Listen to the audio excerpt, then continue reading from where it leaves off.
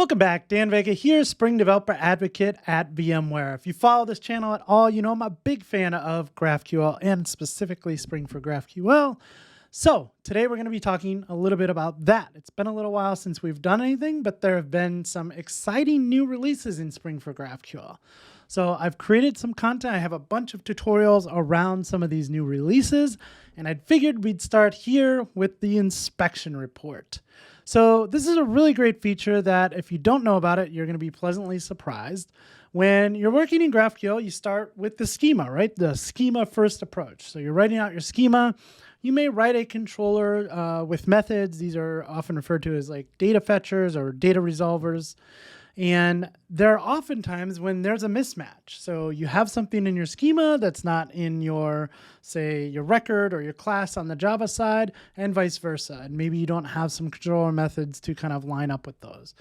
It's often a little bit confusing and hard to find out where things are going wrong. Is it just null because nothing came back, or did I not provide some kind of mapping there? This inspection report will do just that. It's an opt-in feature. You have to turn it on, do a little configuration. But after that, we can print something out that says, hey, here's what is happening in your schema. And this is really helpful when trying to figure out what's missing there. So we're going to get into it today. We're going to create a simple little project around the idea of like conference events and sessions using this kind of new domain for a bunch of examples. But let's go ahead and create the project. We're going to head over to start.spring.io. I'm going to choose a Maven project using Java, and the latest version at the time of this recording is 3.1.1. So I'm going to say my group is dev.danvega. The artifact is, it's going to be a GraphQL inspector. So I'm just going to say GQLI. We're going to use Java 17, and then we just need a couple dependencies. We're going to build out a web app, and we need Spring for GraphQL. So we're going to choose that. That's all we need. Once we're done there, we'll go ahead and generate the project. You can open it up in whatever IDE or editor you're most productive in. I'm going to open it up in IntelliJ, and we'll start writing some code. All right, I'm going to start by renaming this. I just like this to be application because I'm weird like that. But here in our source main resources, we have a GraphQL folder. This is where we can put our schema files, and this is where I am going to start. I'm going to create a schema.graphqls, and this is going to be our schema file for the application. I'm starting with a schema first approach. So we have some root level operation types like query, mutation, subscription. But first I'm going to start with an object type. So we're going to model an event in our application. Again, think of conference events with sessions. This is going to have an ID with a type of ID, and that cannot be null. We'll have a name, which is of type string, a description, which is of type string. Let's see, we need a start date, which is going to be a date. We'll come back to this in a second. An end date, which is also going to be a date. We need a CFP start date. So that is the call for proposals. This is also going to be a date. We need a CFP end date. So again, date. And finally, we need a location, which is going to be a string, a website, which is going to be, it could be a string. Let's make it a URL for now, just so I can show something else off. Okay, so that's our object type. We noticed that we're missing a few types in here though, right? Date and URL are not built-in Scholar types, so how can we go ahead and add those? I've done a video on this. I'll go ahead and leave that in the description below as well. But you can just come in and add a new dependency here. This comes from the GraphQL Java project. All right, this is going to be the GraphQL Java extended scholars. I don't know why it's not finding that. This is going to come from com.graphql Java. So let's go ahead and save that. Let's refresh Maven and see if we can't find that. We can't seem to find that. What is missing here?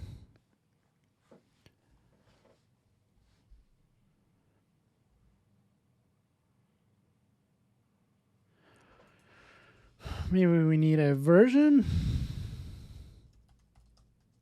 Say 20.0. Can we find that now?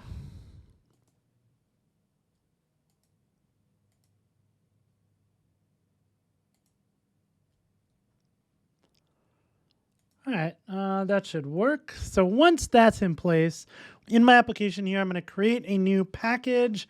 Actually, I don't even need a new package for this. I'll just create this in the root. We will go ahead and call this the GraphQL config.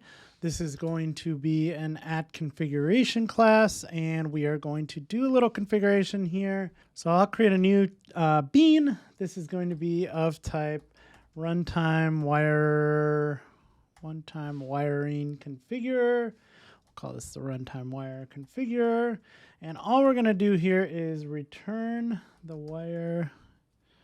wiring builder. And we'll say scholar. And this first one is going to be the extended scholars dot date. So we'll say date, and then we'll add the extended scholars dot URL, and that's all we need. So let's go ahead and make sure everything is refreshed. We need a semicolon there, and then we should be good. Now, with that in place, what we can do is we can go ahead and declare those scholar types. So I'll just go ahead and paste this in, and now we have a date and a URL.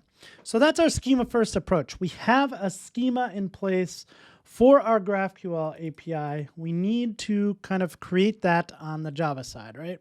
So I'm going to go ahead and create a new package. I'm going to place everything for events inside of the event package. Once we get in there, I'm going to go ahead and create a new Java class, and we'll say this is an event, and this is going to be a record. So we're going to match these up, but I'm not going to add all of them at first. I'm going to just add 2 of them. So let's say an integer ID and a string name. So obviously we have a big mismatch here.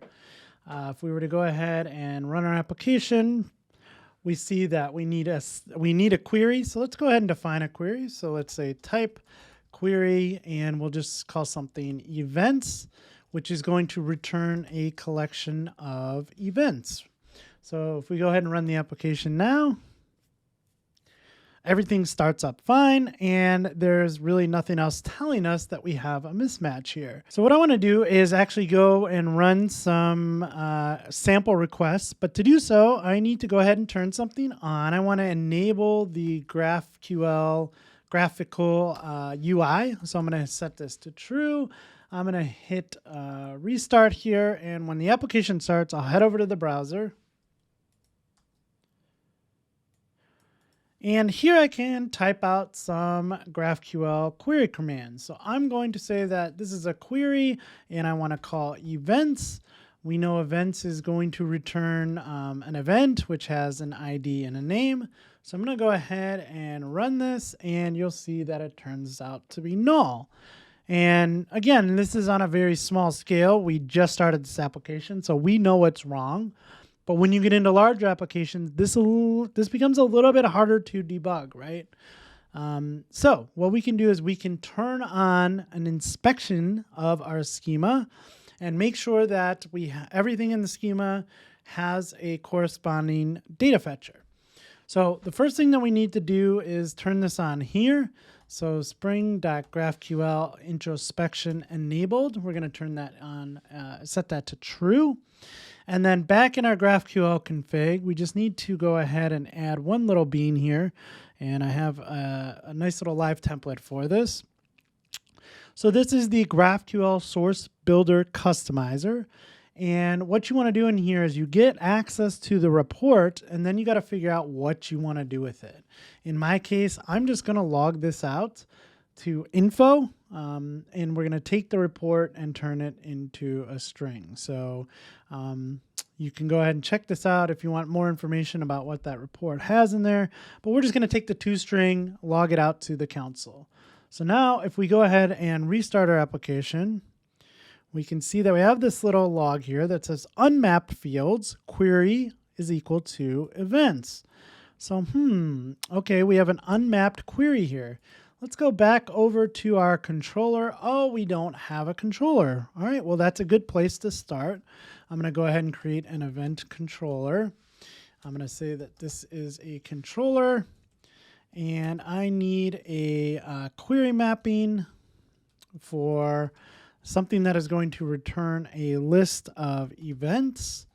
We'll go ahead and call this events because that's what we called it in our schema. Of course, if you don't want to name these the same, you can pass that name in, but in this case, we're just going to name it the same. So now what I want to do is actually return some events. So let's go ahead and do that. I'm going to, let's go ahead and just create this as a in-memory representation. So I'll say private final list of events. We'll call these events and new array list. Great. We'll have a constructor. In the constructor, I'll go ahead and create a new event. So var event is equal to new event. And again, all we take right now is the ID and the title. So Spring 1 VMware Explore. Great. Don't know why that is not. All right. Okay, so I have an event, and now I just want to go ahead and add that to that event. So events.add event. All right, so now that collection is what we can return from here, right? So looking good. Let's go ahead and restart this. Go back over to here and go ahead and do this. And we see we get the information that we are asking for. But now what if we wanted more? So we want the description. So we say, oh, go ahead and give me the description. And now what's going on? The field description was declared as a non-null type, but the code involved brought us back a null. So we can always come back here and say, maybe this is not a, maybe we can have nulls. So if we do this, then it works, but description is null. I know I have a description for this, right? I don't. And if we look at the inspection report here, we'll see our unmapped fields. So event has description, start date, end date, CFP, location, and website. These are all unmapped. Well, they're declared in our schema, so they must not be mapped on the Java side. And of course, if we go ahead and take a look at this, they are not. So let's go ahead and fill that in.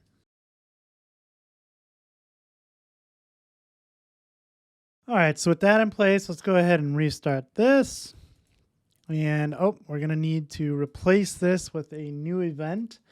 Luckily, I have a little snippet here so that we don't have to watch me type that out. So I'm going to create a new event with all of that data, and then we'll go ahead and add it to the events list. So let's go ahead and run that.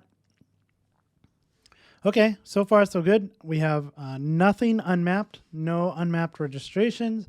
This is good. There's our description. We have a start date, an end date, a CFP start date, a CFP end date, a location, and a website.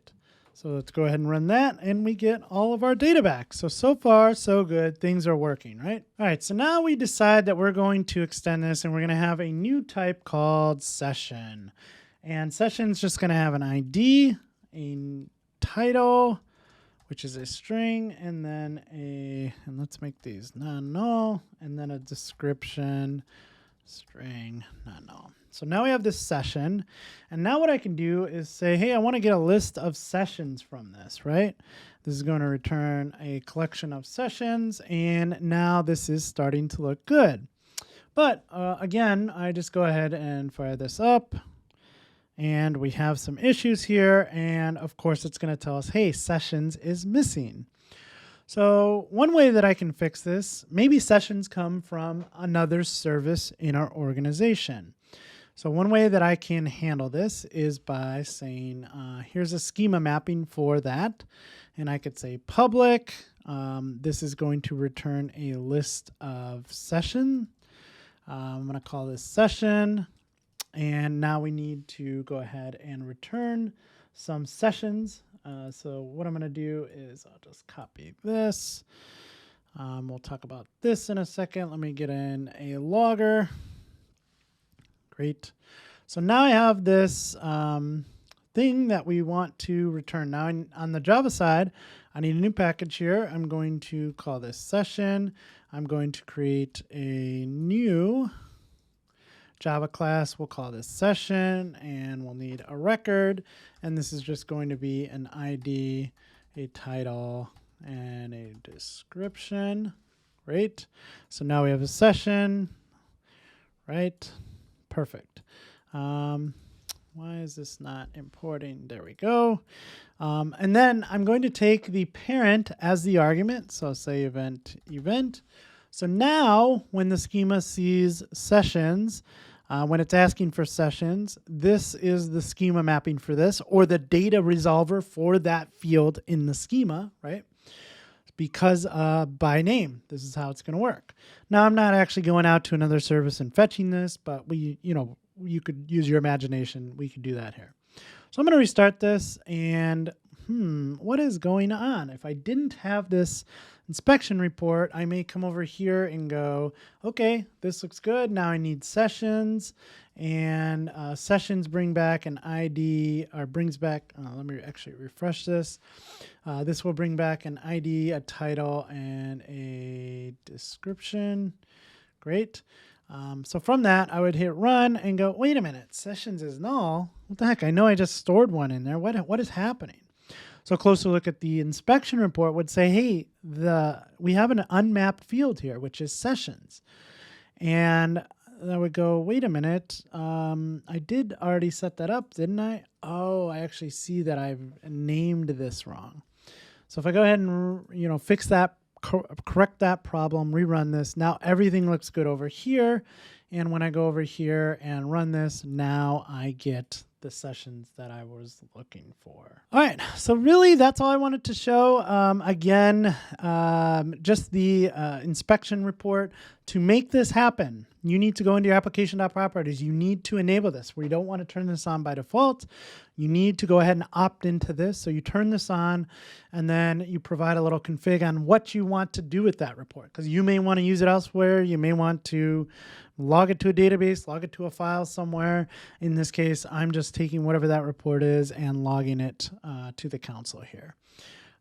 So cool. I hope you enjoyed this one. Lots of new goodies in Spring for GraphQL. We're going to be talking a lot about that in upcoming videos, along with some paging and sorting features. We're going to build out a whole bunch of cool stuff. So let me know if this is interesting to you. I hope you found something useful here. If you did, even if you didn't, it would do me a big favor here and leave me a thumbs up, subscribe to the channel, and as always, happy coding, friends.